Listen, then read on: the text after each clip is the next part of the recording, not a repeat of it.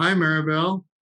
Hi, How are you? I'm doing good. How are you doing? I'm doing great, thank you. That's good. Well, okay, so I know you have to leave at 3, so we'll start this, and at least begin this conversation, Yeah. okay, that I wanted to have because I just think it's so important. You know what a fan of yours I am, right?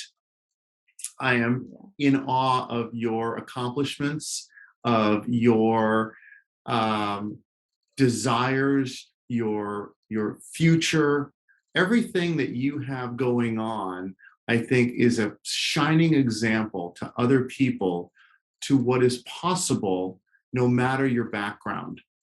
And a lot of people are put off by their own limitations, and you're this shining example of overcoming limitations. And I wanted to talk to you a little bit about, and we've talked about this in the past, but I wanted to talk to you a little bit about some of the moments in your life. At what point in time did you realize you were gifted? Did you realize you were attracted to reading? Did you have a teacher who was a mentor? Did you have a moment where you said, hey, I can really do this? And how early an age did it really hit you? Yeah. Well, thank you for that. I appreciate it. Um, Honestly, I think it was probably in second grade. I did have a teacher, her name was Miss Brown. She loved like reading. She had the little library in the classroom, really encouraged students to go in there and kind of just read books. After that, I had, other great teachers, like another teacher that I still keep in touch with, Miss Atutoa, who, also was very encouraging.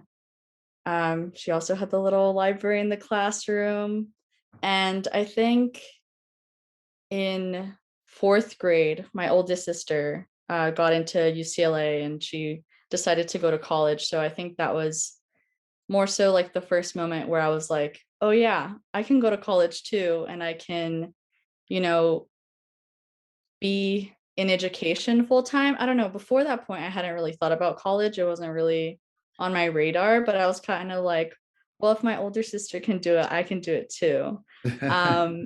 Very, very childlike, very much did not really know much about college. All I knew was like, oh, I remember moving her in, I think like that fall. And I was kind of like, whoa, this school is so big. It's so pretty and it just seemed so awesome. So I kind of think that was the first big kind of moment and realization for me.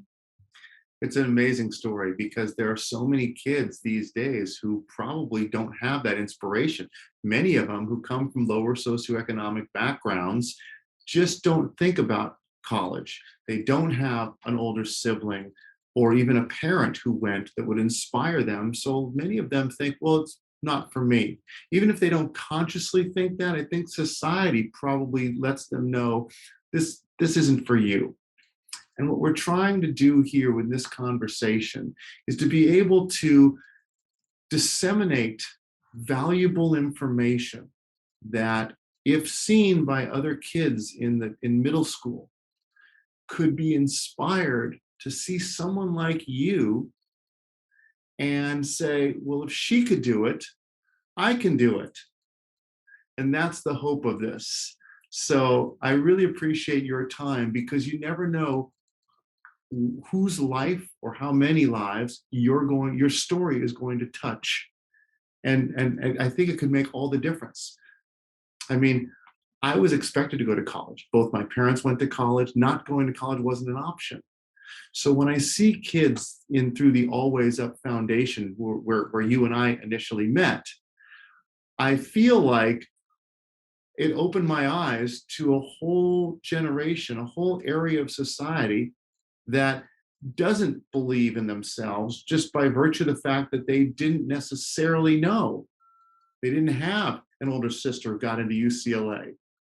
So take me back for a moment when it's a middle school area. I mean, second grade's a little early. Obviously, people think that, and you've been told this, but you grew up in Inglewood, California, right? And for anybody who's familiar with the area, they know about it, but people who see this might not be familiar with. So give us a sense of your background in Inglewood, your parents, your family life.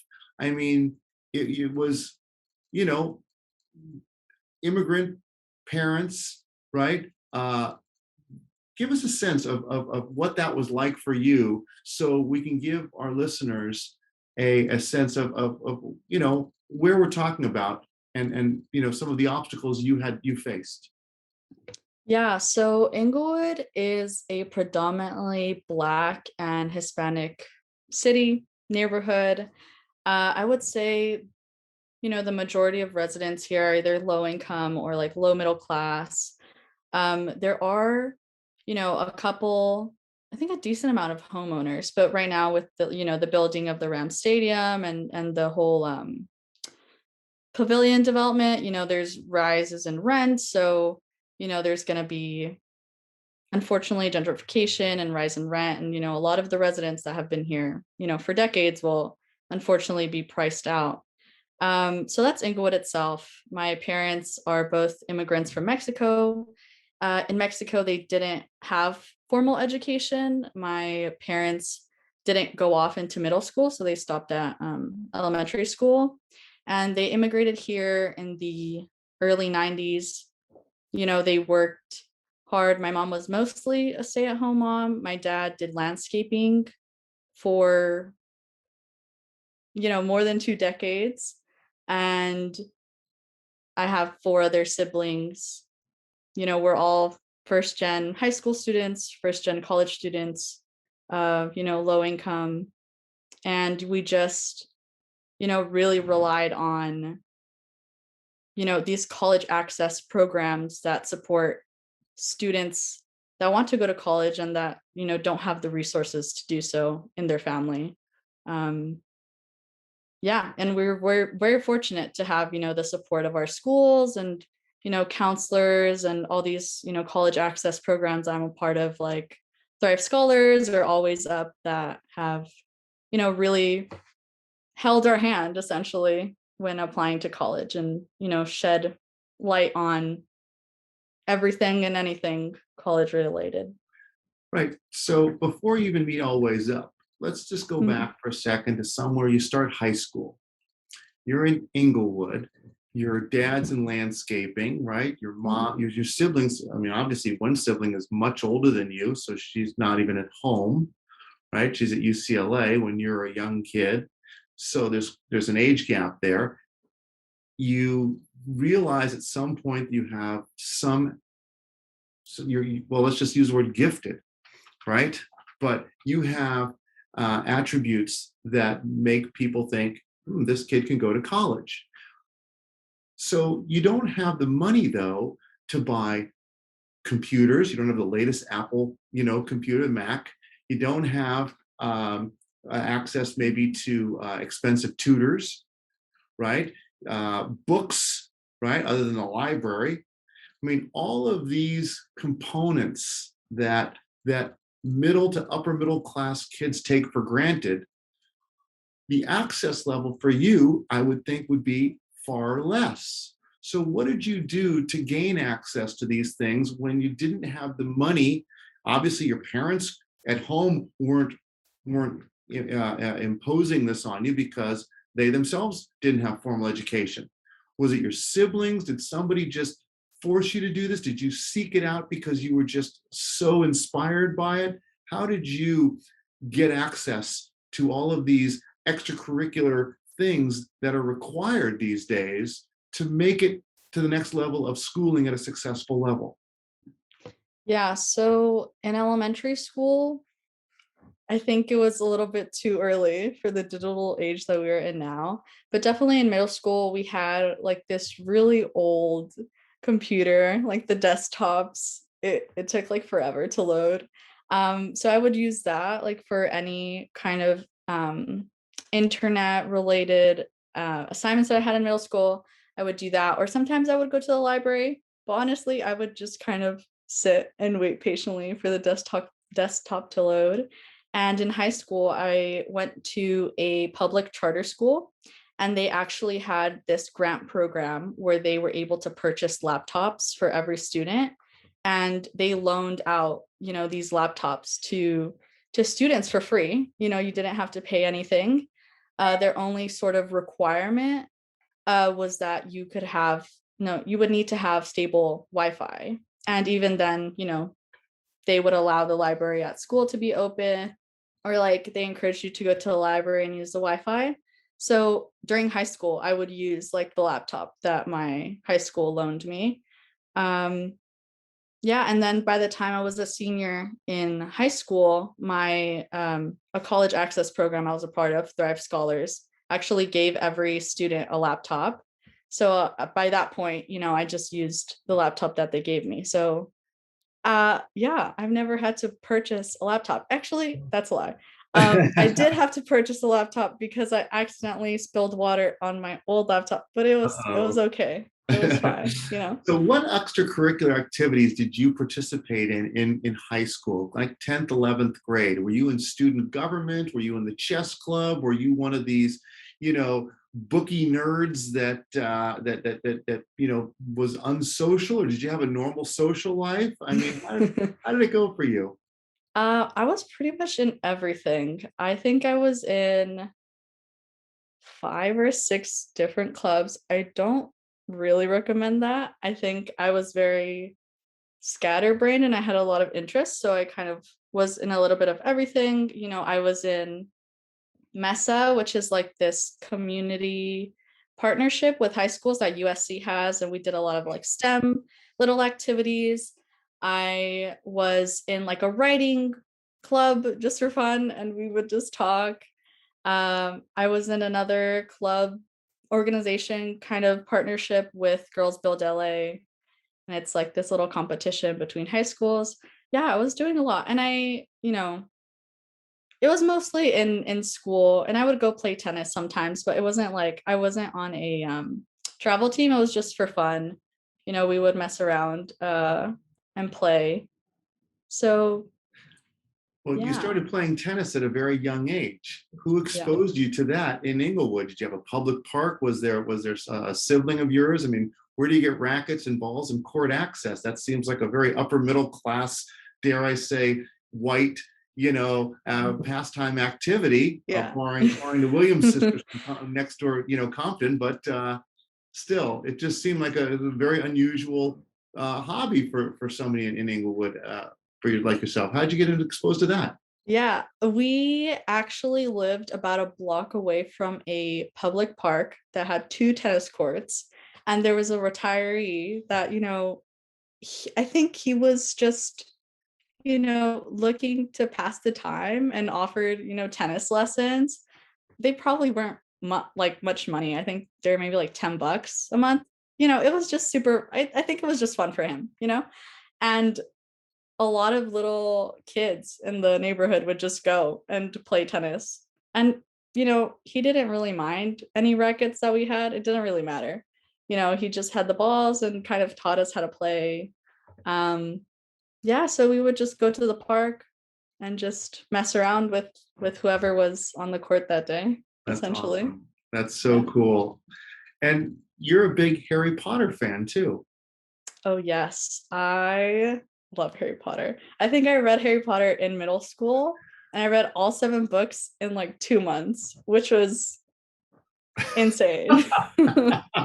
But, you know. So I bring that up not for the plug of Harry Potter, but Mhm. more so for the fact that when you find something, a subject matter like that you could be so into, that you're obviously a voracious reader. To read, I haven't read 7 books in 2 months. I have 7 books on my desk that have been there for 2 years, and I get the first chapter in all of them, and I can't seem to finish one of them. I go kind of go through all of them, but it just strikes me as such a common thread amongst really smart people, is that they're readers. And to find something that you're just passionate about for fun, sheer recreation, like Harry Potter. might be Lord of the Rings, might be any number of other titles, but Harry Potter, is a great example of one in which you can really become engrossed in reading. And share for a minute, if you will, about the importance of reading and how reading Harry Potter for fun led to additional accomplishments and maybe where you are today. Can you connect the dots between that level of reading and where you are today? Yeah, a little bit. I think, apart from Harry Potter, I, only would go to the library and I would check out these books. So Harry Potter, like the Percy Jackson series, like Captain Underpants when I was in elementary school. I think by reading so much, you kind of learn or like you pick up how to write really well and how to, use different vocabulary and kind of expand your knowledge on like how you can interact with people. And now I read so much during the semester. I have to read a book, a week, and it's a different kind of reading. It's not as fun. Unfortunately, it's not, submerging yourself in an imaginary world, unfortunately. Um, but it's still kind of the same in the sense that, I'm picking up phrases that are really common that these writers use. And in this case, like the books that I'm reading now are more like political and social theory based. But like you pick up on these things, and because you're picking them up, you use them more commonly in like the way you speak or the way you write, and you're able to kind of, I guess, just expand upon your knowledge and just be, I guess, more academic. But yeah, I reading is kind of everywhere and can't get away from it. I don't study the sciences, unfortunately. I'm not a computer science major. So you definitely have to do quite a bit of reading. But Well, some people say I hate reading. And I yeah, always think, well, maybe they just haven't been exposed to the type of reading. And if more people read for fun, especially as a kid, right, then they wouldn't dislike it as much. When you start with the nonfiction, it's hard to enjoy that anyway, as you mentioned.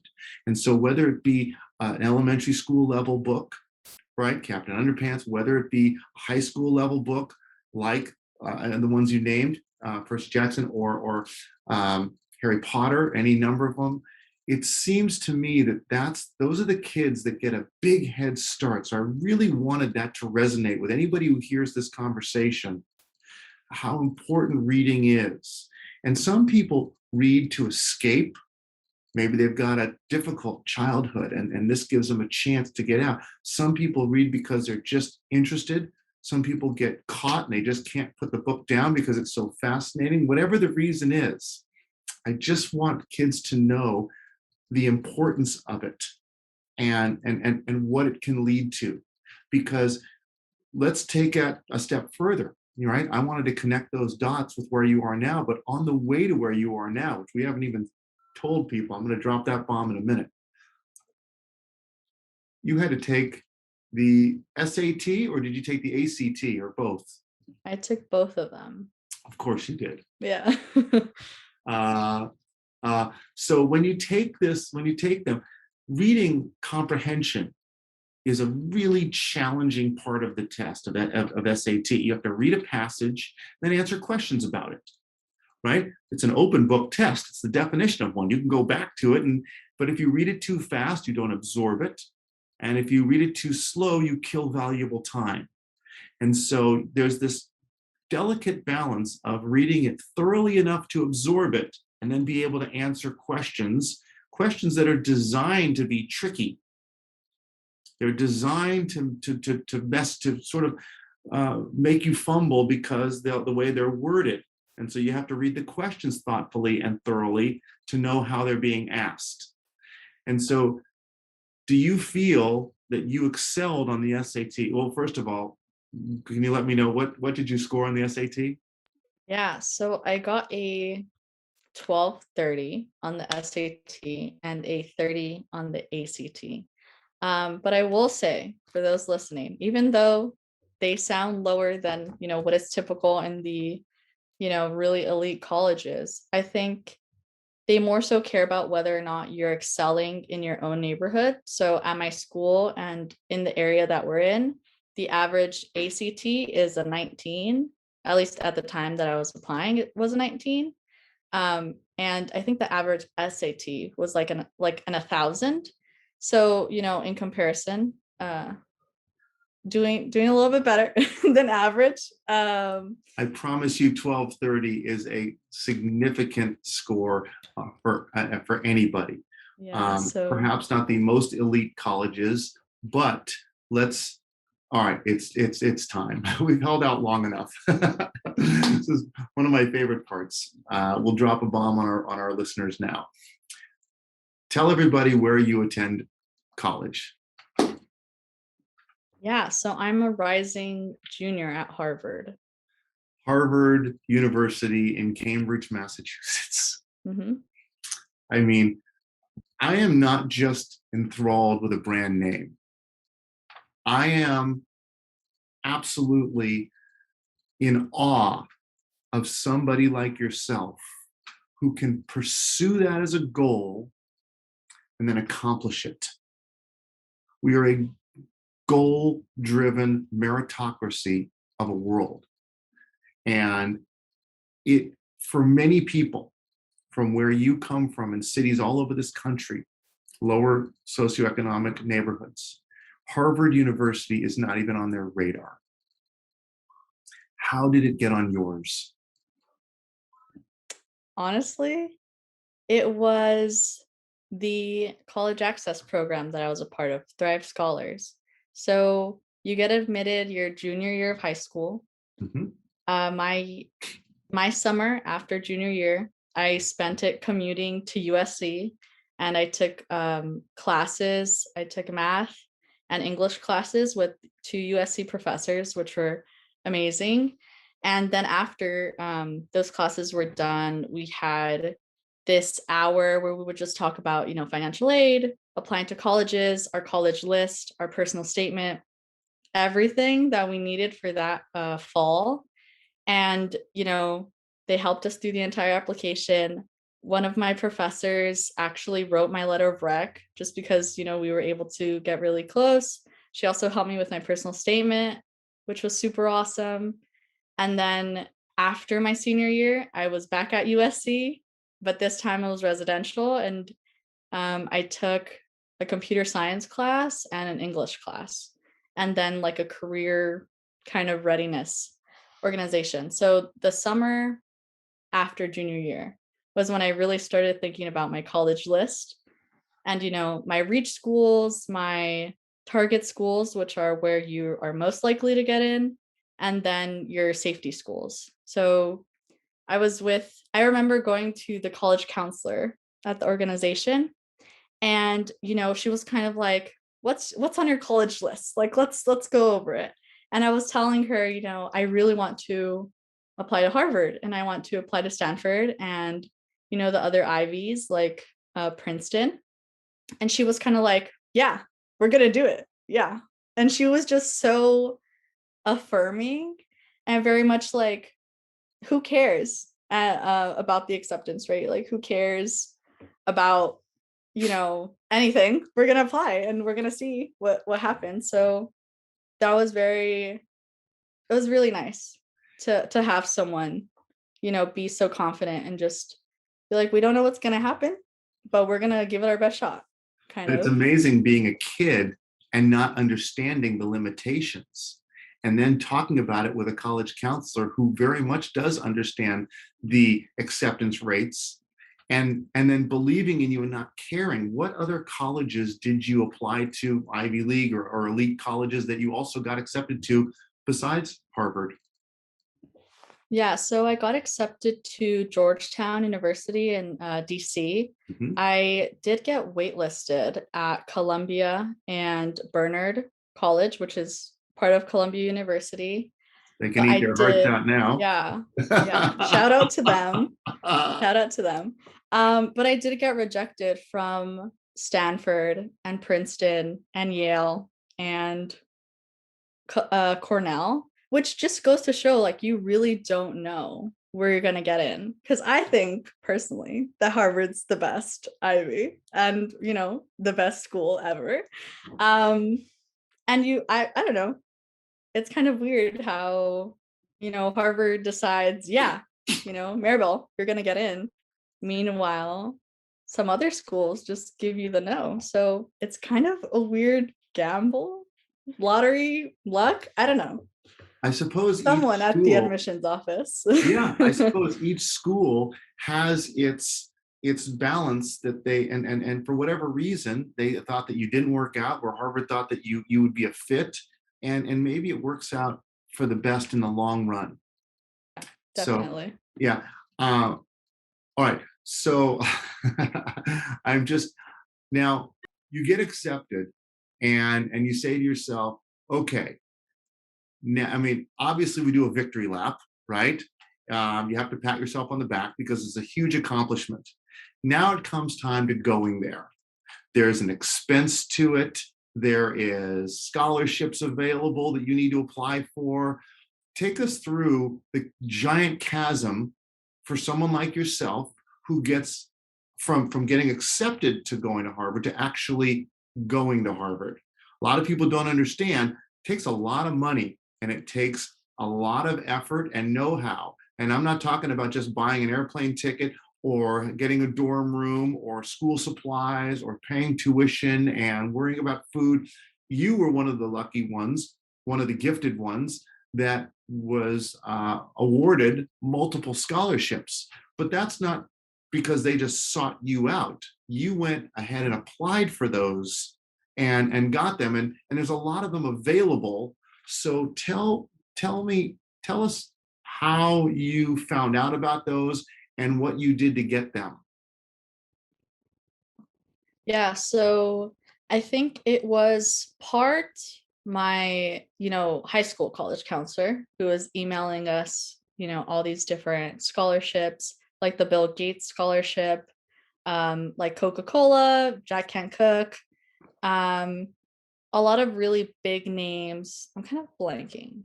I feel like there's a lot more. There's definitely a lot more. But all of these like big name scholarships, it was part my high school counselor, part my counselor from Thrive Scholars, and also part myself, just Googling it, you know, scholarships for college students, scholarships for Hispanic students. There's a lot out there. Unfortunately, I did apply to a lot of these big name scholarships and I wasn't a finalist, but at the end of the day, it was fine because um, my parents make under $65,000 a year. So Harvard pays for everything essentially out of like their endowment slash financial aid program. Mhm. So I don't have to pay anything, which was really nice. So I can use like a lot of the smaller scholarships that I have for my own personal use, to buy flights, to, buy snacks, go out to eat, any, buy clothes, whatever I need, I can just use that kind of money for myself and I don't have to worry Yeah, it's about cold there. anything. It is really cold. You didn't I go, I had to buy snow boots. Oh my gosh. you never had snow boots in Inglewood, did you? Nope. I never had scarves or like a lot Gloves. of sweater. No. Who does that? It gets Right. so cold. All right. So a Yeah. lot of people listening to this are going to go, wow, she's just a brainiac and she's a one-off.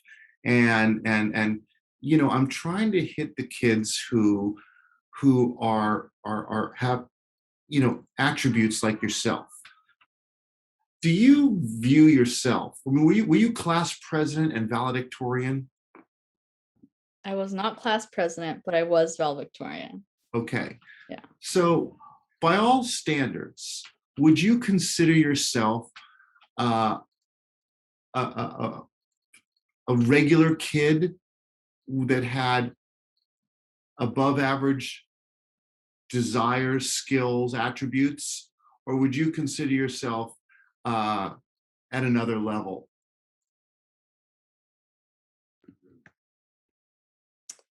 I'm not entirely sure. I think I had a lot of help and support from others. you know, a lot of encouragement from my older siblings who went to college and a lot of the know-how. So I think that was a big part of it. Just knowing, what's out there. A belief system. Yeah, exactly. Someone, a support system. Yeah, because I think Um, there's a lot of kids out there that think of themselves as regular kids and feel like, maybe inhibited, mhm, and already predetermined by some kind of societal definition.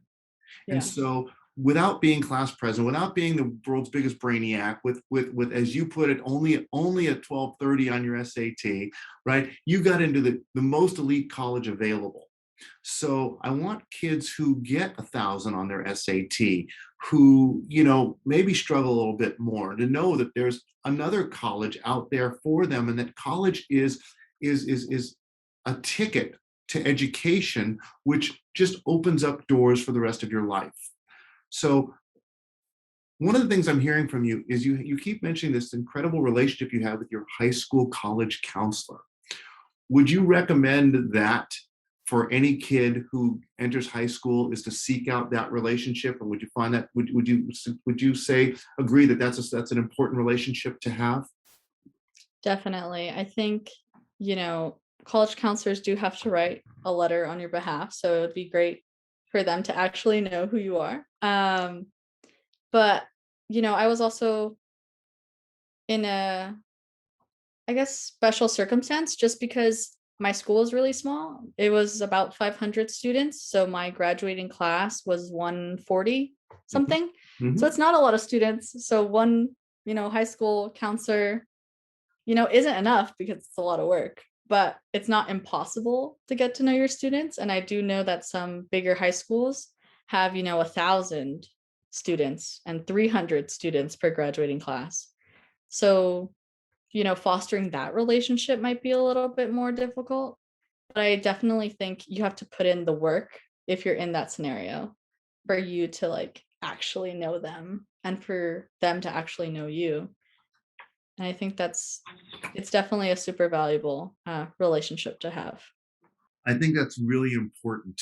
And what would you say the value of going to college is, for your life experiences and opening doors that you expect to happen after college? Because they Yeah. say they say college isn't for everyone, and maybe Mhm. that's true. Some kids could benefit from a vocational school, right? But what do you think, in your opinion, is the value of college for kids considering it, whether or not it's for them, and they're unsure, and they may not have a sibling who went, or a parent who's encouraging them because they're first generation college graduates or college attendees? What's your advice to those kids as to whether or not college attending college is actually worth pursuing? Personally, when I look around the world and, in the kind of job market that we're in, I feel like having a college degree is kind of a minimum for a lot of middle class jobs. A lot of, you know, companies are looking for a college education. So when you don't have that, you're kind of cutting yourself short. You're not giving yourself the best opportunity to get that job that you really want or to get that, you know, to be in that income bracket that you really want to be in, right? Um I do think that there are students out there that, would be a lot happier doing some sort of vocation or, being a professional chef. But I do, encourage these kind of students to actually go for what they're passionate about. Um, because like not only will you just be, happier in life, but I think you can definitely make a decent living through a vocation. I do know that you can make some pretty decent money working like as a set designer, and you would only need to go do a vocational program for 2 years at a community college. Like that's so um it's kind of like a random piece of information, but you can make a decent income being a set designer and you get 3 months vacation time if you're in LA. I don't know. It's just um There's no doubt, but you yeah, still need need post something. high school education, vocation or otherwise, to even accomplish that. Mhm. Exactly. Like you need something. Like you can't just rely on your high school diploma. These days, it would be, Yeah. it seems very difficult to me. I hire people a lot in my company, and it feels like everyone has a college diploma as a starting point, and so the world will take you more seriously. You're more educated. um, the perception is. So let's just let's jump ahead now. You arrive at Harvard, and you and I talked about this before you went a couple of years ago, and I said, it's going to be tricky once you arrive. Tell me what your experience was like. You have all of these upper middle class, well-to-do kids who show up at Harvard, who have been groomed their whole lives, who are from Connecticut and fancy places like, Pacific Palisades or who knows where, right? And they have every advantage in the book there. They've got unlimited access to uh, um, uh, financial access to unlimited resources, whatever they're going to need, right?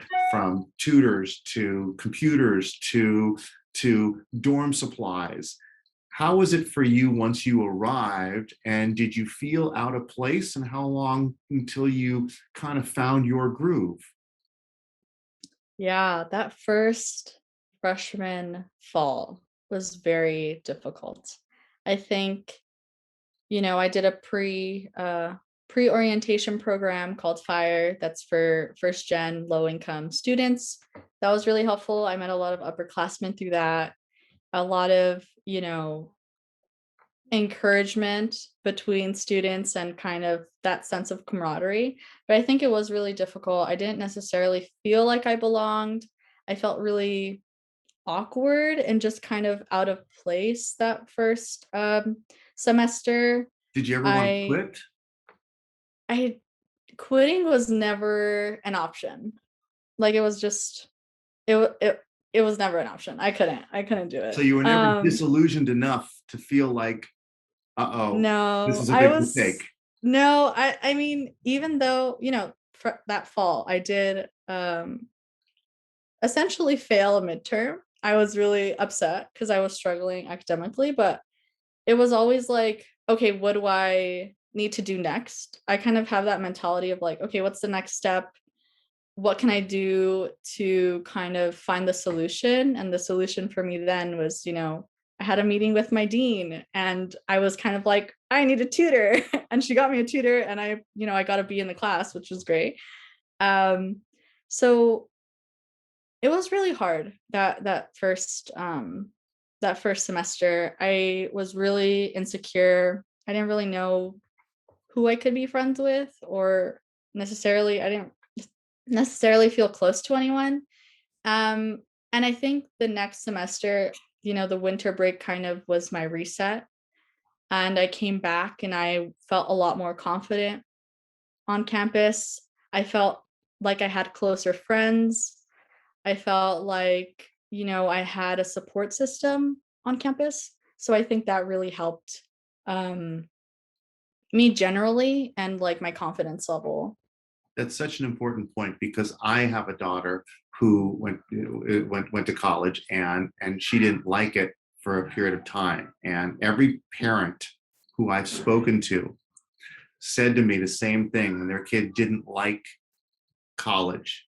It was once they found their group of friends, once they got their groove, they were somehow able to really begin to enjoy it. And it takes a little bit of time, but you have to be willing to persevere and push through the difficult times.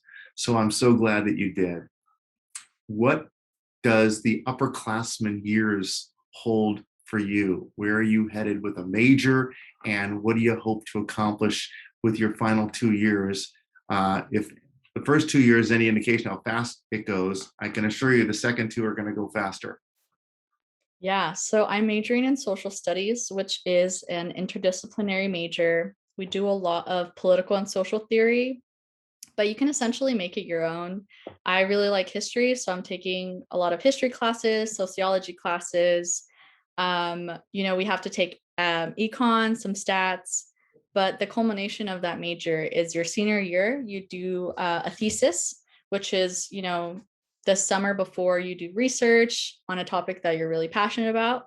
You write your thesis, you present it, and you're kind of done. So, my junior year is essentially just going to be me really honing in on the topics that I want to possibly research.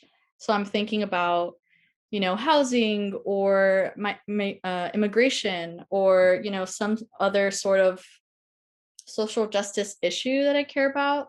So I need to take classes that um, will speak a little bit more to those issues. So that's kind of my junior year. Then, the summer before senior year, I have to do my research. Harvard has some very generous alumni, some very generous programs. So hopefully I'll be able to do some research abroad. And then, senior year is just me making sure I have all my class requirements done, writing my thesis, hopefully applying to fellowships. Harvard, again, very generous alumni. They've set up some really cool travel fellowships, but I'm still looking into it, possibly grad school. Um, but yeah, I don't know. I'm very much a little bit of going with the flow. In the moment, yeah. I mean, Yeah, you don't have to just have plans, figuring because it I was out. going to ask you about grad school, and it sounds like you're open to it, but it's not a definite yet, and Yeah. or is it? No. I think within, you know, the first 5 years post grad, post graduation, most likely I'll want to do grad school. Um, but I'm not totally sure. Just because, you have to weigh whether or not a master's is gonna heavily benefit like my career or not. Right. Depending upon what your But career is. I mean, yeah, especially with the kind of social change that you want to help influence, who knows? Perhaps a law degree is in your future. yeah, I have no idea. Well, the great news is you have choices, and Hmm. choices are made possible by decisions that you made for yourself years ago. And Yeah. that's the best part about this story, why I'm so fascinated by it, why I think you're an extraordinary person. Your journey is rare, and it's worth highlighting and talking about. And that's why we're doing this discussion today. And I'm so pleased that you agreed to do this. In addition, I'm gonna pay you $500 today for your time. Yep, Oh my gosh. yep, yep. I want you to have some fun while you're here, and maybe treat your mom to a nice dinner, or your siblings, or whomever, uh, and do whatever you want to do. I couldn't be more grateful for your time. I am just, as I gush over you when I tell other people about you, because I want your story to inspire other people who are younger. That's the goal of this. What you've done is, you're a trailblazer, but you're not the first, and I hope you're not the last. And I hope your story will inspire even one little brown girl from somewhere like Inglewood who can dare to dream and think, I can do this too. It'll make the world a better place. And, we have people like you to thank for that. Oh, thank you so much. Yeah, I obviously we're having this conversation. Like, I'm really happy that we are. Good. And, I always, it's definitely a really important topic because when I'm at school, I look around and there's not a lot of us. There's not a lot of, first gen low income students. And those that are, we've all had, people that support us and organizations that support us. And it's kind of like there's no other way for us to get to places like Harvard and, other really elite colleges without a support system, without people that believe in us, without people that, want to help us just out of, their own desire and out of their own like generosity, right? So, Yeah, people like you, Rick, who, donate their time or, their energy to, support students just because they want to make an impact in their life. yeah. Yeah, it's Well, I really remember inspiring. when you and I met, I don't know, 2 years ago, at the summit that Greg and Jody Perlman put on for Always Up. And I knew from that moment in time that we would be connected and how much I wanted to follow your journey.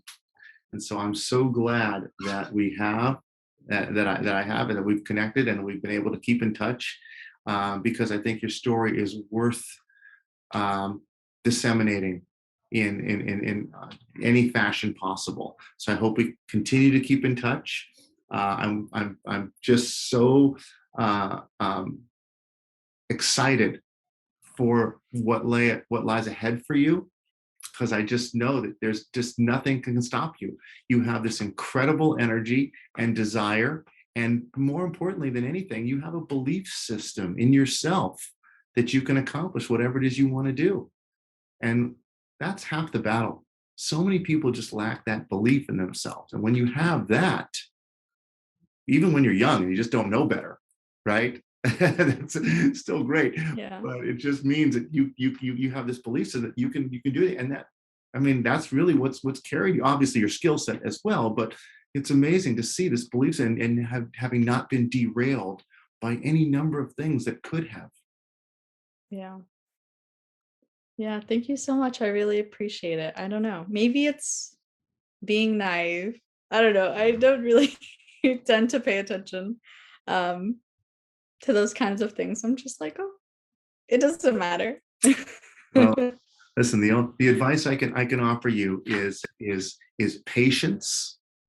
You're super young, so you have a ton of time ahead of you. So don't let like your first semester derail anything you do. Mhm. And secondly, kindness and empathy, they're strengths, right? So it's so easy to be off put by people who aren't kind, right? And you never know what's going on in their head.